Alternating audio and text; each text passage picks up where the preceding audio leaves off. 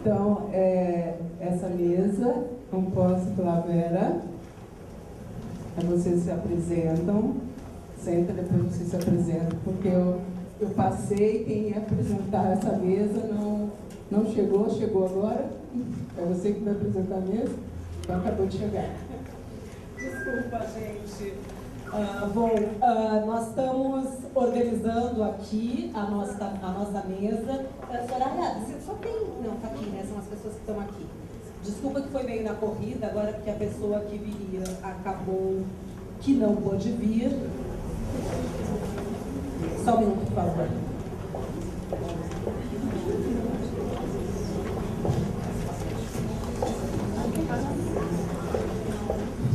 Bom, gente, a ideia é, dando continuidade ao que a gente começou a trabalhar hoje de manhã, fazer a parte das oficinas e ser tremendamente instigadora, que é uma polêmica. Será que a gente pode visitar crianças em instituições de acolhimento? Candidatos à adoção podem ou não podem? Hoje de manhã a gente estava falando também de trabalhar a identidade desses meninos e meninas que crescem nas instituições de acolhimento. Se eles não pertencerem a essa sociedade, não tiverem vínculos com o lado de fora da instituição, porque a gente vem de uma história de instituição total, né? Mas meu abrigo é lindo, eu agora vou conseguir a doação de um consultório de dentista, então vai ter um dentista que vai uma vez por semana lá dentro da instituição. Tem professor de inglês que vai 2 vezes por semana. O atendimento com psicólogo também é lá dentro. A gente tem até mitos de que a instituição boa é aquela que tinha tudo. E aí a gente tem desde o ECA, né, a questão do reordenamento dos abrigos, que está na lei há 22 anos e a gente não conseguiu colocar em prática. E ainda temos muitas instituições totais. Essa questão suscita muitas dúvidas, muitos pais candidatos à adoção querem entrar no abrigo para ver, para saber, e muitos se apaixonam, já vão com o meu, é aquele, chama Marquinhos, tem 2 aninhos, e assim. É o medo, claro, essa criança tem que estar protegida, nós vamos abrir as portas e fazer como se fosse, um juiz do Rio Grande do Sul costumava dizer, como se fosse mercadinho, eu vou lá e escolho a maçã mais bonita, vejo. Aí tinha outros problemas, quando se fala em apadrinhamento afetivo, que tu capacita voluntários para irem até a instituição. Mas a primeira regra do apadrinhamento é, para ser candidato a padrinho, não pode estar na lista de adoção, porque senão vai lá, vai achar a maçãzinha mais vermelha e vai passar na frente de outros. Bom, o nosso debate hoje aqui, a ideia é que talvez consigamos alguma diretriz, se podemos ou não abrir as instituições para a visitação. A própria lei da adoção diz que sim, né? Que pode conhecer a criança, de acordo com a interpretação dela, por isso que nós vamos estar debatendo aqui com quem de fato entende do assunto. Por isso eu quero convidar o senhor Alexandre Cruz de Oliveira, que é das Aldeias Infantis SOS, para vir à mesa, por favor.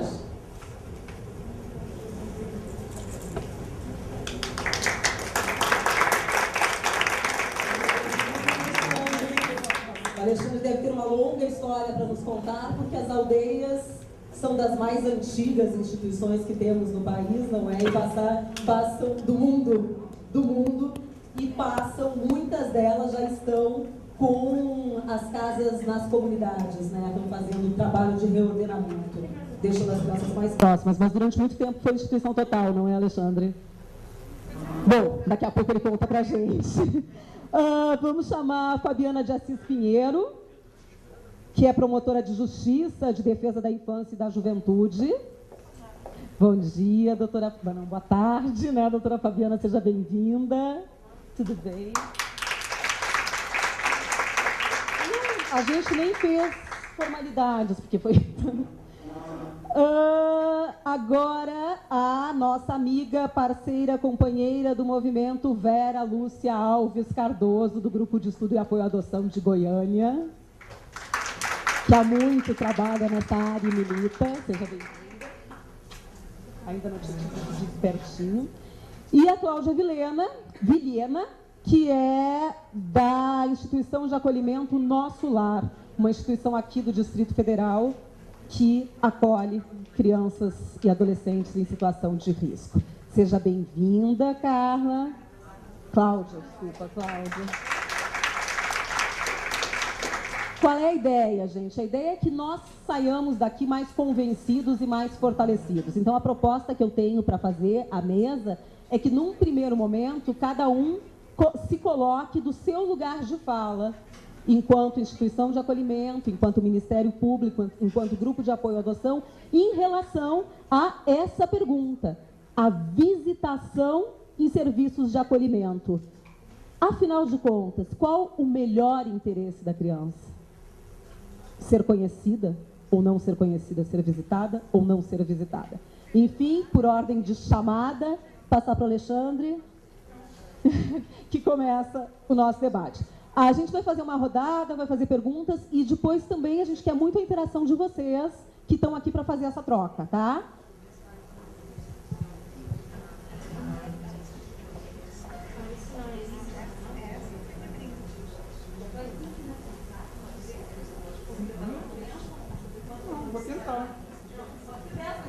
Tá bom? Tá bom. Eu também não posso ficar falando muito não, porque se vocês deixarem, nós vamos até às 23. Boa tarde a todos e a todas. Fico feliz de ter mais todas do que todos aqui, né, de ser minoria, num país onde a gente sabe que o poder... Não é, companheiro? A gente sabe que as relações de poder estão muito mediadas pela questão do gênero ainda. Mas nessa área a gente sabe que as mulheres dominam e é muito grato ver que a questão do cuidado já começa por aí, por quem mais entende de cuidado. Eu vou usar 2 minutinhos do tempo só para dizer de onde eu falo, né? Já fui apresentado através da minha organização, mas eu vou estender um pouquinho só essa apresentação. Eu trabalho nas aldeias infantis há 5 anos e meio, comecei como gestor de programa de acolhimento institucional lá em Minas Gerais, e mais atualmente, há 1 ano e meio, eu estou como assessor nacional de advocacy, de defesa e promoção de direitos, na organização, na sede da organização que fica em São Paulo. As aldeias infantis, minha formação não é em direito, para ser defensor de direito não precisa ser advogado, né? Ajuda bastante conhecer as leis, mas não necessariamente tem que ter a formação jurídica. Advocacy é uma questão que no Brasil ainda está em desenvolvimento, mas que é bastante forte a partir da perspectiva das organizações não governamentais. As aldeias infantis estão no mundo há 63 anos, elas foram fundadas na Áustria, no pós-guerra, numa perspectiva de ter um modelo de acolhimento que se assemelhasse muito com uma família na falta, na necessidade, né? E a gente vê que é cada vez mais provisória e mais excepcional do que nunca, de um lugar, de um lar que protegesse e desenvolvesse crianças que tenham perdido o cuidado parental. Naquela época a gente não falava bonitinho desse jeito, né? Mas hoje a missão é bem essa. No Brasil, há 45 anos, esse ano, a gente trabalha com a modalidade de casa-lar. Eu não sei se vocês sabem como funciona para dentro. Se todas as pessoas, a maior parte são trabalhadores, né, na área social e representantes de grupos de apoio.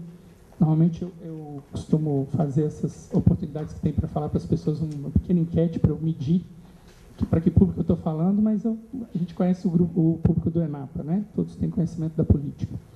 Então, nós estamos na modalidade de casa-lar desde o nascimento. Por isso, quando você falou assim, a gente foi uma instituição total no passado e com o reordenamento a gente mudou para esse modelo novo. Não, não posso dizer isso, porque, na verdade, nós começamos como famílias na modalidade de casa-lar desde o seu nascimento. 9 crianças, pequenos grupos, uma cuidadora só, né, numa vila de casas.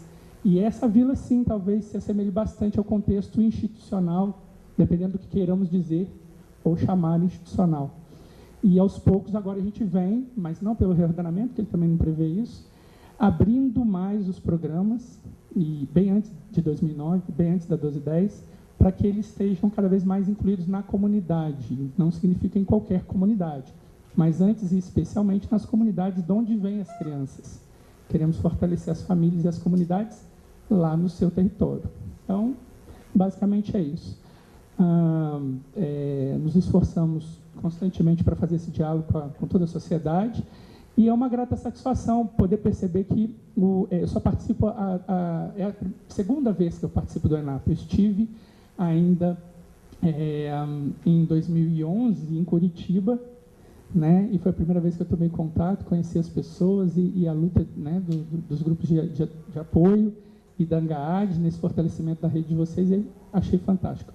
Nessa perspectiva, agora, mais recentemente, há 2 mandatos no CONANDO, no Conselho Nacional, eu trouxe nessa função para a nossa gestora nacional a necessidade de a gente aproximar o diálogo, né, para a gente não fazer as coisas tão separadamente como é de costume na política pública. A gente fala de intersetorialidade, mas é muito difícil sair do discurso para a prática.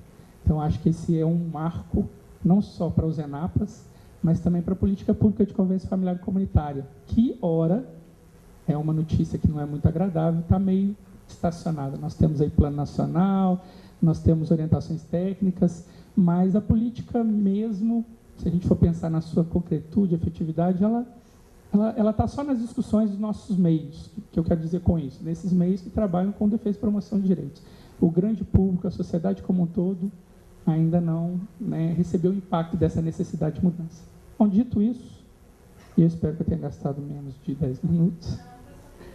Tá bom, ótimo, obrigado. Visitação em abrigos, em programas de acolhimento, a gente chamava de abrigo, agora programas de acolhimento institucional, que é o pedido para iniciar uma fala, um diálogo, um bate-papo com vocês, que eu prefiro mais do que palestra, tenho uma certa resistência, talvez por causa da minha formação. Eu falei que eu não sou advogado, eu sou psicólogo, eu prefiro diálogo. Mas para pautar esse diálogo, eu acho que eu trago alguns elementos que eles, para além do trabalho da organização que eu represento, são elementos da política, tanto na referência que diz respeito à política nacional, quanto nos referentes internacionais dessa política. Então, o que a gente tem hoje, né? O que a gente não tem e o que eu poderia deixar a partir da nossa experiência e da nossa também percepção dessa necessidade do direito de crianças e adolescentes à convivência familiar e comunitária. Porque, no final das contas, é disso que a gente está falando, né? Dessa política pública, onde o acolhimento institucional é a exceção, onde a adoção é uma alternativa, mas a política, o direito, é o direito à convivência familiar e comunitária. Entretanto, e para começar essa fala, já para a gente remeter alguns significados para dentro dessa questão de direito, queria falar a respeito de qual família, né? Porque muito se fala manter na família, manter na família, manter na família, e existe um cisma dos programas e das instituições. Não sei se a companheira vai concordar comigo que é o cisma que a gente vive, social, né, institucional, para usar mais uma vez a mesma palavra, de que nós queremos os meninos e meninas para nós, de que nós queremos ficar com eles, de que eles precisam existir para que nós estamos por conseguinte. E uma coisa que eu trago para vocês é que o nosso fundador, que criou uma pedagogia em torno dessa metodologia de atendimento, que privilegia a individualidade, as fases de desenvolvimento, ele pensou muito nessa necessidade e nessa possibilidade. A necessidade de ter alguém que proteja e que desenvolva crianças e adolescentes enquanto precisem, mas também na necessidade de que isso deixe de existir algum dia, que é o ideal. Então, nós trabalhamos, inclusive, no fortalecimento de famílias e nas políticas públicas para que o acolhimento institucional deixe de existir um dia.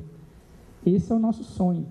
Só que a gente não trabalha só no sonho, só na utopia. A gente precisa dar conta das crianças e adolescentes que estão conosco no dia a dia. Bom, então, trazendo para o tema e já pautando essa questão de que tipo de família que seria essa, que tipo de cuidado, para a gente descobrir com o que a gente concorda, o que a gente discorda na relação das pessoas que, porventura, têm um contato com as crianças nos programas de acolhimento, no nosso caso, nas casas-lares. Nós acreditamos num tipo de família. A família que protege e a família que desenvolve, e não qualquer família.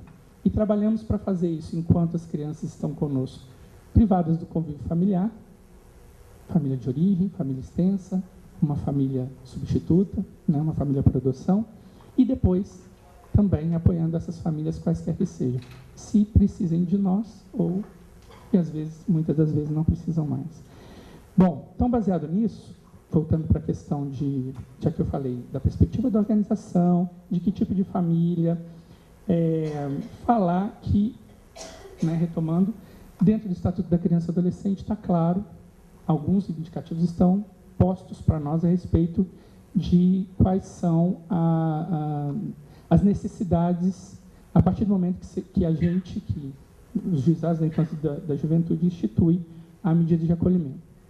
Primeiro, a restituição do direito que foi violado, e isso passa pela questão do contato com outras pessoas. Então, a primeira coisa que a gente coloca é que existem 2 princípios no acolhimento.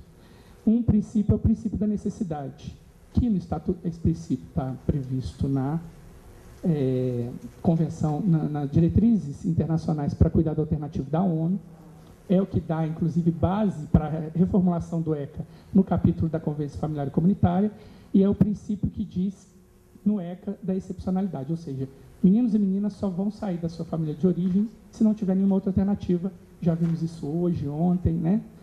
E o outro princípio é o da idoneidade, que quer dizer na diretriz que para cada menino e menina, para cada criança e adolescente que precise temporariamente e excepcionalmente sair do convívio familiar, tem que existir uma medida mais adequada.